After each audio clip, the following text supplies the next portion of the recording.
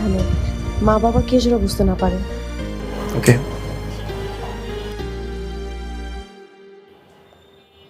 এত রাতে ছাদে ডাকলো কেন? সেটা আমি কি করে জানবো? আর তাছাড়া আপনি তো লুকিয়ে লুকিয়ে শুনবেনই, তখন শুনে নিন।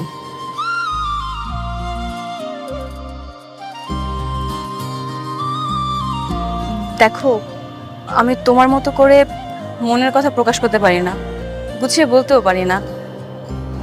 ছোট থেকে নিজে চাওয়া পাওয়ার কথা বাবা মার কাছেও কখনো বলতে পারিনি। আমি জানি না আমি এমন কেন।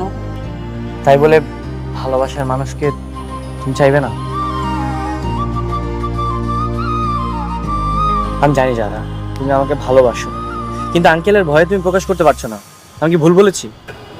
না, তুমি ভুল কিছু বলনি। আমি সত্যি তোমাকে অনেক বেশি ভালোবেসে ফেলেছি। সেদিন আমি তোমাকে ইচ্ছে করে চড় মেরেছিলাম, যেন এই চড় মারা বাহানা দিয়ে হলেও তোমার সাথে আমি একটু কথা বলতে পারি।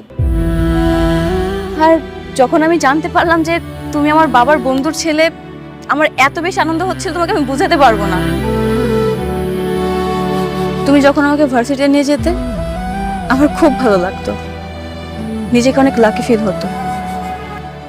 আমার বার্থডের দিন যেদিন তুমি আমাকে প্রপোজ করেছিলে, আমি কেন জানি না নিজের ভালোবাসার কথা বলতে গিয়েও বলতে পারিনি, কারণ বাবার ফেস আমার চোখের সামনে অলওয়েজ ভাসছিল। তাহলে তো আমরা দুইজন দুইজনকে ভালোবাসি, আমরা ভালোবাসার জন্য লড়াই করব। এটা সম্ভব না, আমার বাবা কখনোই রাজি হবে না। তার থেকে ভালো আমাদের একটা রাস্তাই আছে, পালিয়ে বিয়ে করা।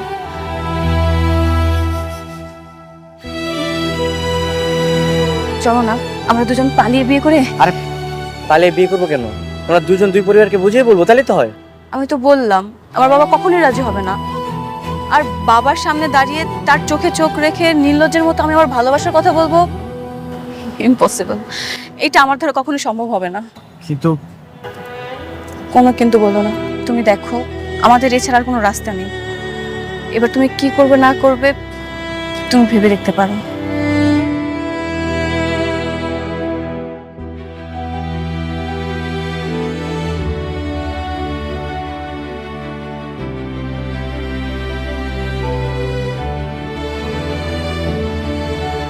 আঙ্কেল, আমি জানি আপনি রাতে সবকিছু শুনেছেন।